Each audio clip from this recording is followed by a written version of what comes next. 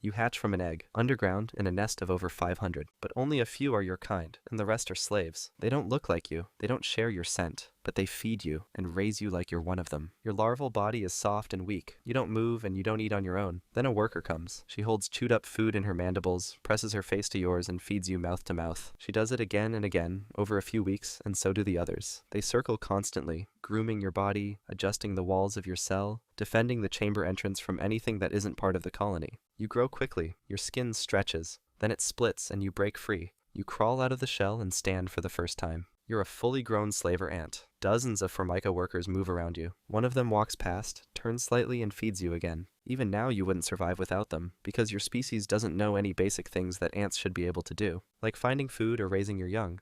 But you do know how to kill, and soon that's exactly what you're going to do. A few days later, one of the workers returns to the nest. She rushes through the tunnels, brushing past others as she reaches the central chamber. The moment she arrives, everything changes. You notice a certain smell on her, so you follow. Every slaver does. It's not a decision. It's what you were born for. She leads you out of the nest, moving quickly across the forest floor as the others fall into line behind her. Up ahead is a Formica nest. You've never been here before, but it's not unfamiliar. The lead worker slows and releases a trail of pheromones, painting a chemical signal that spreads through the group. The others surge forward, forming a narrow column. You reach the entrance of the Formica nest and you begin digging. The defenders are inside. You know they'll fight, but not yet. First, you widen the entrance, clearing the debris and making space for the rest of the group to pour in. The moment the path is open, the column breaks formation and floods into the nest, and you follow. Your species has raided for so long that your body already knows what to do. You push forward through the narrow corridors, stepping over panicked workers as they scatter away from you. Some try to resist. One launches forward and sprays acid across your side, but it doesn't slow you down.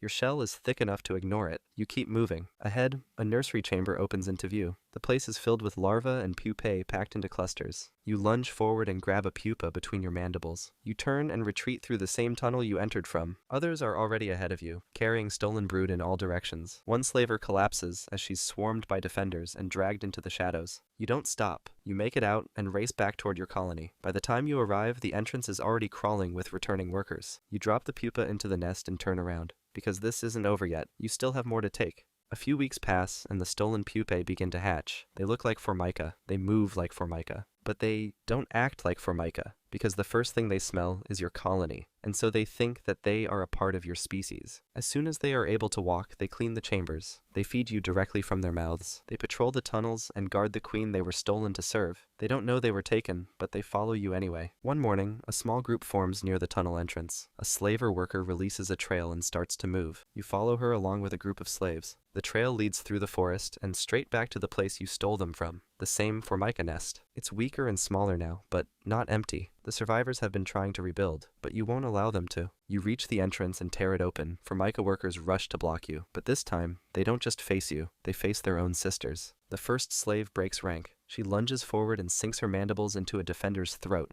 Another follows. In seconds, the tunnel becomes a swarm. Bodies collapse around you, limbs folding, legs twisting. The nest is too small to escape and too tight to retreat.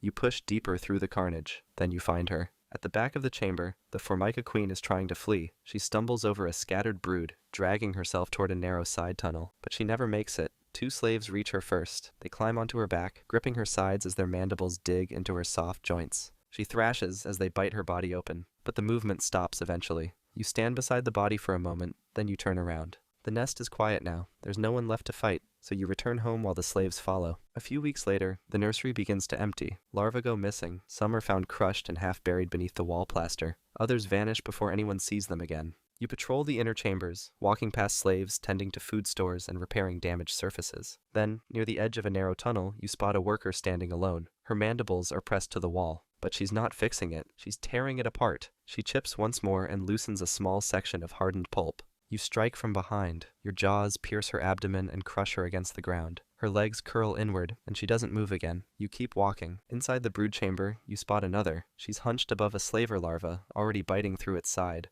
The larva twitches weakly. The slave lifts her head and moves to the next one. You rush forward and grab her. She thrashes, legs kicking hard across your chest. You slam her into the chamber floor and split her apart. A sharp click echoes from the tunnel behind you. More movement follows. 3 slaves enter from the side chamber and sprint toward you with jaws open. One leaps. You twist, catch her midair, and throw her against the wall. Another slaver arrives, then two more. They crash into the group, scattering the rebels across the floor. You catch one under her body and drag her backwards. A second one strikes your flank, but is intercepted by another slaver worker. The brood chamber floods with bodies. Acid sprays across your face as one of them lands a hit, but the sting fades quickly. You grab the nearest attacker and pin her to the ground. Then you crush her throat and move to the next. Eventually, the movement slows. Half of the slaves are gone. Their bodies lie broken beneath the nursery wall. You step over what's left of them and return to the tunnel. The rebellion ends where it started. At 1 month old, your colony is smaller. The larvae are hungry, the walls are cracked, and there aren't enough slaves to fix it. So you gather what workers remain and prepare another raid. The scout leads you out early, releasing a weak trail that fades faster than usual. You follow anyway. The forest is quiet, but the scent she's left behind cuts straight through the damp air and leads you toward a nest built deeper into the ground. You don't know the colony, but it smells like formica. You reach the entrance and start to dig. The opening resists, packed tight with soil and debris.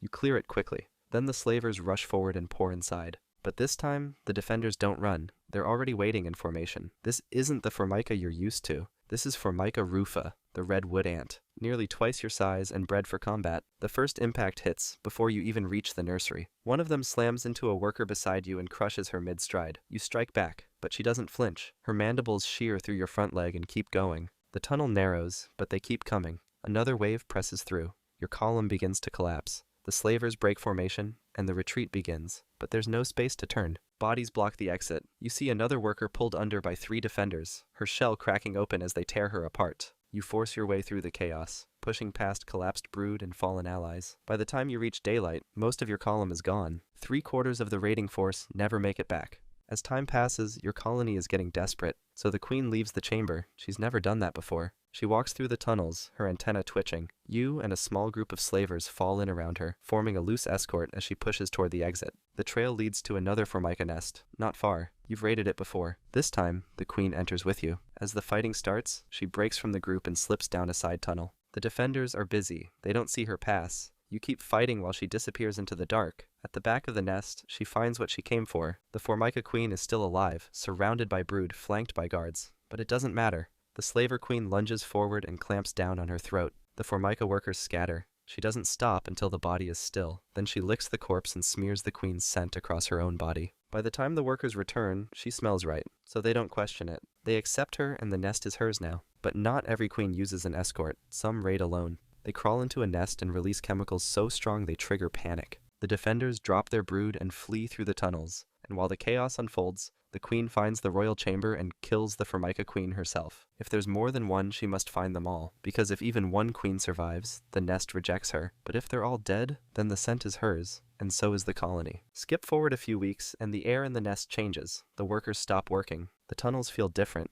Something is about to happen. Then they hatch. The males. You see them crawling out of their cells one by one. Their bodies are thinner than yours. Their antennas are longer. Their legs shake slightly as they walk. The workers bring them food once, just enough to keep them moving. Then the males walk toward the surface and leave. They don't come back. Above ground, hundreds of them scatter into the air, searching for queens. Some find them, but most of them don't. Birds catch them mid-flight. Spiders take them from the grass. The rest fall somewhere and never get up again. You watch one of them rise through the entrance. His wings flick once, and then he's gone. He has no scent worth remembering, no purpose but mating. If he finds a queen, he'll grip her from behind, hold steady for a few seconds, and then drop. His job is over. He won't be fed or protected. He dies the same day he's born, and no one in the colony cares. A few days pass. The males are gone. The colony is quiet again. Then, the wall breaks. It happens fast, a crack along the edge of the southern chamber. Then, a second breach near the entrance. You rush forward with the others, but what's coming through isn't formica. It's another slaver species. It's Formica sanguinea, and this time, they're not here to defend a nest.